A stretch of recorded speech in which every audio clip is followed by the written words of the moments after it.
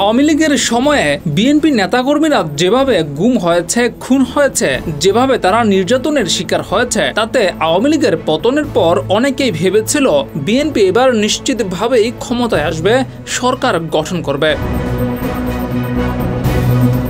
তবে আওয়ামী লীগের পতনের পর সময় যত এগিয়েছে বিএনপির অবস্থান যেন ততই নড়বড়ে হয়ে যাচ্ছে। নেতাকর্মীদের মধ্যে চাঁদাবাজি, নিজেদের মধ্যে প্রভাব বিস্তারকে কেন্দ্র করে সংঘর্ষ এবং খুনোখুনির সঙ্গে যুক্ত হয়েছে উল্টাপাল্টা মন্তব্য।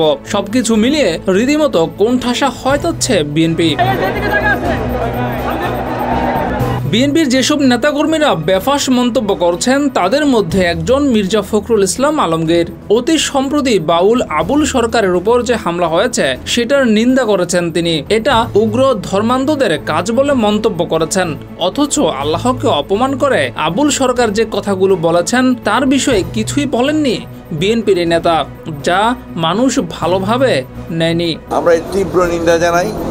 এটা ডেফিনেটলি বাংলাদেশের যে আবহমানের যে সংস্কৃতি, গ্রামীণ বাংলা সংস্কৃতি, আমাদের বাউল যারা, তারা বাংলাদেশের ঐতিহ্যে মাঠে ঘাটে প্রান্তরে বাউল গান গিয়ে বেড়ায়, তাদের উপরে হামলাটা এটা একটা উগ্র ধর্মান্ধদের হামলা বলে আমি মনে করি।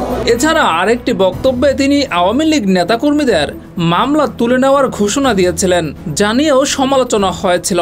2000 শহীদ, প্রায় 1.5 লক্ষ মানুষ কোনো না কোনোভাবে আক্রান্ত হয়েছিল জুলাই অভ্যুত্থানের সময়। এই স্বৈরাচারের দোসরদের মামলা মির্জা ফখরুল তুলে নেওয়ার ঘোষণা দেওয়ার পর সমালোচনা হয়েছিল বেশ।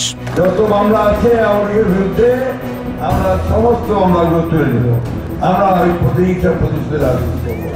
এইসব কিছুতেই যেন এক ধাপ এগিয়ে আছেন আরেক বিএনপি নেতা ফজলুর রহমান। কিশোরগঞ্জের এই নেতা দল থেকে বহিষ্কারও হয়েছিলেন 3 মাসের জন্য। জামায়াত নিয়ে উল্টাপাল্টা বক্তব্য তিনি দিয়েই যাচ্ছেন সব সময়। আরে যে বাচ্চা সেইটাই তো দয়া, শেখ মুজিবের দয়া, জিয়াউর রহমানের দয়া, খালেদা জিয়ার দয়া। গত 20 বছর খালেদা জিয়ার আঁচলের নিচে ছিল। 2001 সনে খালেদা জিয়ার পায়ে ধরছে, ম্যাডাম আমাদেরকে বাঁচান। আচ্ছা বাঁচাইলাম না, এখন সাপ ফোনা তুলছে। বিএনপি সবচেয়ে খারাপ, চান্দাবাজ, দান্দাবাজ, চোর, বাটপার, এগুলো জামাতে বলে আর কেউ বলে না। এছাড়াও মুক্তিযুদ্ধ এবং রাজাকার ইস্যুতে ভরপুর বক্তব্য তার আছেই। তরুণ সমাজ যেখানে এই মুক্তিযুদ্ধ আর রাজাকার চেতনা থেকে বেরিয়ে আসছে, সেখানে এই নেতা এখনো জাতিকে বিভক্ত করার আওয়ামী গেম খেলে যাচ্ছেন, যার সমালোচনা হচ্ছে তরুণদের মধ্যে। যারা মুক্তিযুদ্ধের পক্ষে তারা দয়া করে হাত তুলে তো দয়া করে দিন। কারা মুক্তিযুদ্ধের? আচ্ছা যারা রাজাকারের পক্ষে তারা হাত তুলে তো দেখি রাজাকারের পক্ষে কারা কারা, একটা হাত উঠে। এরপরও এরা বাংলাদেশে সরকার গঠন করে ফেলবো, ইলেকশন করে, বিছনা অষ্টগ্রাম মিটা মানে এরা পাস করে ফেলবো। আমি বিষ খাই, এরা পাস করে ফেলবো, রাজাকাররা পাস করে ফেলবে।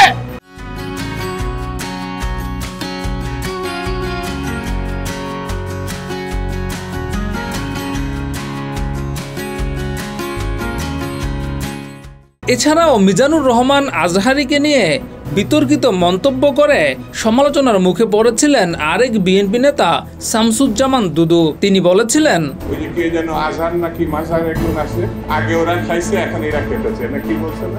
ভাইরে রাজনীতি করবেন স্বনামে আসে, আড়াইলে আপনার রাজনীতি করেন, জামাতে জয়েন করেন, আপত্তি নাই, অন্য একটা দলে জয়েন করেন। আমার কাছে কথা খুব পরিষ্কার, এই আন্দোলন সংগ্রামের কারণে এই বিএনপি হৃদয়ের মধ্যে আছে, মানুষের হৃদয়ের মধ্যে আছে। আর আওয়ামী লীগ লুটপাট করেছে। আওয়ামী লীগের সঙ্গে বিএনপি যারা তুলনা করে তাদের মধ্যে শয়তানের শয়তান বাংলাদেশের আর দ্বিতীয়টা জন্মায় না। চোখ থাকতে অন্ধ বলে একটা কথা আছে, এরা সেই জানে।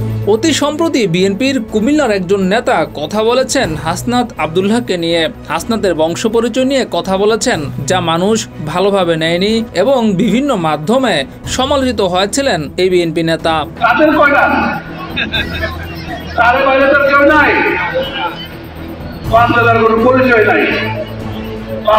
পরিচয় নাই, একটা এমপি হইতে গেলে পরে তার বাবা দাদার একটা বংশ পরিচয় দরকার আছে। এদিকে আরেক বিএনপি নেতা দাবি তুলেছেন জামাত নিষিদ্ধ করার।